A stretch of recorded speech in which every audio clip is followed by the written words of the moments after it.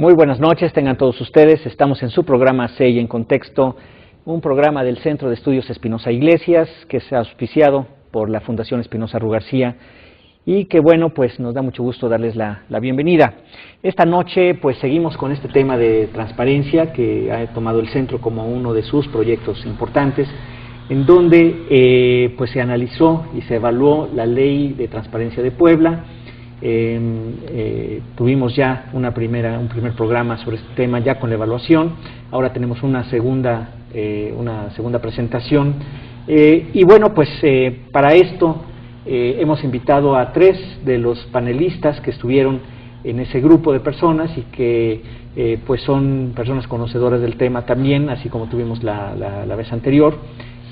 Nos acompaña esta noche el doctor José Antonio Meyer, quien es profesor e investigador de la UPAEP. Muchas gracias, Antonio, por estar con nosotros. Gracias, Enrique. Tenemos también al maestro Leonardo Corro, quien pues es profesor, investigador, ha estado también involucrado en temas de transparencia en el municipio de Puebla. Leonardo, muchísimas gracias por estar con nosotros. Muchísimas gracias a ti, Enrique, y a tu auditorio.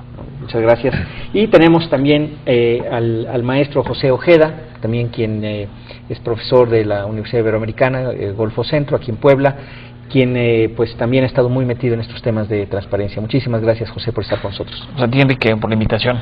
No, muchas gracias. Bueno, les agradezco de veras doble porque haber participado en aquel panel, en donde tuvimos también al maestro José Buendía, al doctor Miguel Carbonell, tuvimos también a la doctora Isabel Davara, al doctor Sergio López Ayón, al doctor Víctor Reynoso, al maestro Manuel de Santiago y al maestro René Valdivieso. Ese fue el grupo que conformó este panel. Bueno, pues decíamos que la evaluación que se hizo, y que me gustaría nada más comentar, si me permite un instante, el hecho de que el centro se dedica a eso, hace, bueno, entre otras cosas, hace evaluaciones de legislación importante para el país, y bueno, por razones obvias, el centro, cuyo nombre es Espinosa Iglesias, quien es nacido en Puebla, bueno, pues tiene un mandato de hacer cosas en Puebla, y realizamos la evaluación de las reformas y adiciones a la Ley de Transparencia en Puebla a través de este panel. Tuvo problemas esta ley, de por sí la ley de Puebla pues no estaba muy bien calificada, más bien bastante mal calificada por el CIDE y por otras instituciones. Viene la reforma constitucional del artículo 6º, hay un mandato para adaptar o mejor, acoplar la ley en todos los estados a la reforma constitucional, se hace en Puebla, y bueno, pues ustedes les dan pues una calificación bastante baja, 4.2 si no me equivoco. 4.2, sí. José Antonio, ¿cuáles son las razones principales por qué esto de tener esta calificación? Claro. Bueno, el grupo de evaluadores lo que hicimos fue toda una revisión a detalle de cada una de las adiciones, de cada una de las reformas, y dentro de los aspectos más sustantivos encontramos que hay contradicciones entre algunos enunciados que vienen en la exposición de motivos en los primeros artículos de la ley, y después al pasar a los procedimientos ahí hay muchísimos candados. Por ejemplo, se dice en los primeros artículos que se va a promover una cultura amplia de transparencia y que toda la información gubernamental es una información pública. Incluso se habla del principio de máxima publicidad. Y después, cuando entramos a los procedimientos de solicitud de información, se restringen, aparentemente se reducen los tiempos, pero en realidad se amplían los plazos de entrega, se le pide a la gente que se identifique para poder recibir la información. Asimismo también hay una serie de procedimientos que hacen que prácticamente el sujeto obligado pues se proteja, ¿no? Si no entrega la información conforme se le pide, ¿no?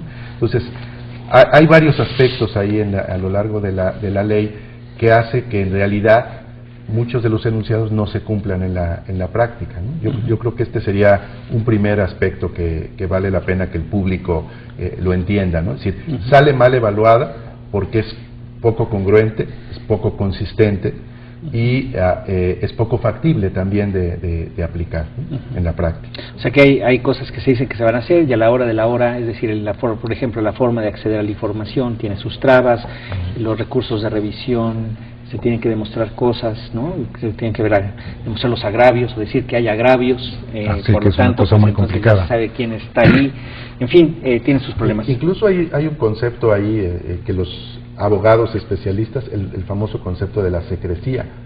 Derecho a la secrecía. El derecho a la secrecía, que en realidad pues no tiene, ni siquiera se explica, ¿no? Es decir, ¿qué es un derecho a la secrecía y quién lo sustenta, ¿no? Así es, no existe jurídicamente también ese derecho. Leonardo, tus percepciones así como de los puntos centrales. Bueno, fundamentalmente nos apegamos, el conjunto de evaluadores, a evaluar estas reformas a la Ley de Transparencia en el Estado de Puebla desde la perspectiva de la reforma al Sexto Constitucional.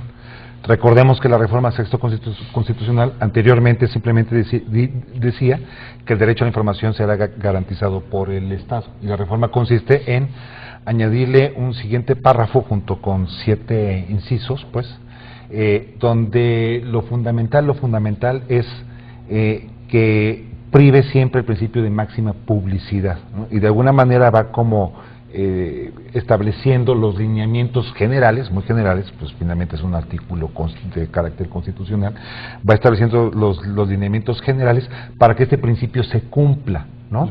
Incluso ¿Quieres señala, explicar, perdón, sí, Leonardo, que interrumpa, es importante que el auditorio conozca qué es lo que se entiende por máxima publicidad?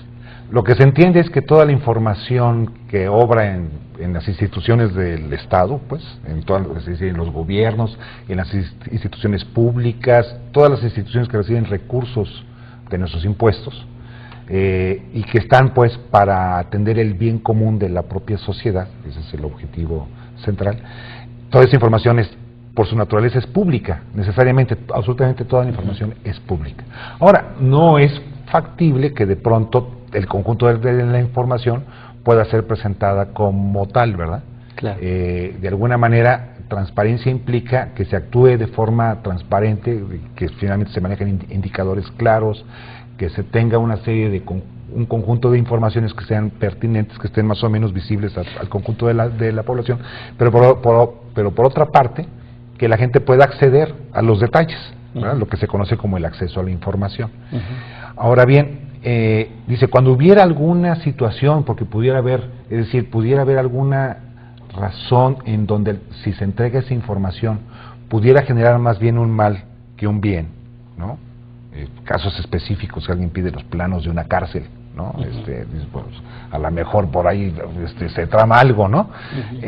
Bueno, en esos casos, el principio que debe privar es el de máxima publicidad, en general, ¿no? O sea, se tendría que argumentar muy bien ¿por qué no? ¿Por qué no? Lo que muchos conocen como la prueba del daño, ¿verdad? Sí, bueno, si se entregara esto, pudiera suceder esto de manera muy específica, puntual, argumentado de manera lógica, bien sustentado, y sustentado jurídicamente también. Que por cierto, el grupo de evaluadores señaló en el reporte que efectivamente no se hace mención de la prueba del daño para reservar información, ¿no? Sí, entre otras y ese cosas, pues ¿sí? es un problema. Entonces ese es, digamos, como el punto desde el que se parte, desde el que se hace la evaluación de la Ley de Transparencia del Estado de Puebla. José, algo que quieras agregar en este primer bloque. Claro, yo creo que también es interesante hablar del tema del órgano garante. Que el órgano garante en la ley lo limitan solamente al Ejecutivo del Estado.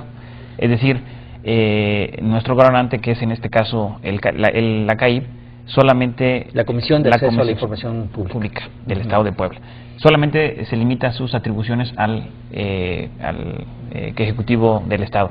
Entonces, en este mismo caso, los poderes, el Poder Legislativo, el Poder Judicial y los municipios, pues están totalmente fuera de la ley. Aunque la ley habla de que tienen que crear sus propios órganos garantes, pero estamos hablando también es uno de los temas que los evaluadores discutimos fuertemente esto, y también creo que es importante retomar otra vez que es un estudio muy serio, muy importante, sobre todo por los especialistas que acabas de mencionar, con todo un cartel nacional, internacional, especialistas en la materia, no solamente hablar de los que estamos en Puebla, sino los que están también a nivel nacional. Pero otra vez regresando al tema de los órganos garantes, creo que es fundamental revisar esta parte, pues porque ahí nos detuvimos mucho tiempo discutiendo, analizando por qué un órgano garante en Puebla, o por qué no más de 200 órganos garantes en Puebla. Y ahí estaba la discusión porque precisamente cuando se hicieron las reformas al artículo 6º constitucional, se discutió mucho este tema, incluso en los motivos para que hubiera adhesiones al artículo 6º constitucional, se discutía precisamente la proliferación de órganos garantes, ¿no? Que la ley debería de evitar que la proliferación de órganos garantes, y en caso aquí en Puebla pareciera que la ley da precisamente una proliferación de órganos garantes, es decir, cómo se controla a tantos órganos garantes. Al final de cuentas, ¿quién va a ser el órgano garante que va a controlar a todos los órganos? Es decir, después de que se creen más de 200 órganos garantes, va a haber la necesidad de crear otro más para poder garantizar que los órganos estén cumpliendo. En concreto, lo que está diciendo es que con esto de los órganos garantes es el tema de con quién puedes ir para que efectivamente se garantice el acceso a la información. Y entonces lo que se ve en la ley de Puebla, si no estoy leyendo mal, es que efectivamente puede haber más de 200, puede ser incluso a nivel municipal, pero en eso ya hay una acción de inconstitucionalidad promovida ya en este momento, de modo que la Suprema Corte de Justicia tendrá que verlo. Y creo que es uno de los temas centrales, efectivamente, José. Tenemos un minuto porque nos vamos a corte, pero si quisieras tú decir, se sabe o se dice, los evaluadores lo mencionaron, pues de que esto sí es probable que prospere la controversia constitucional, bueno, no es controversia, la acción de inconstitucionalidad, si se llama técnicamente, porque yo ahorita me gustaría que regresando del corte dijéramos y leyéramos exactamente por qué pensamos o piensan los evaluadores que efectivamente va a prosperar, si te parece, José. Muy bien. ¿No? Entonces, nos tenemos que ir a un corte, estamos con ustedes en su programa 6 en Contexto y volvemos en un momento más.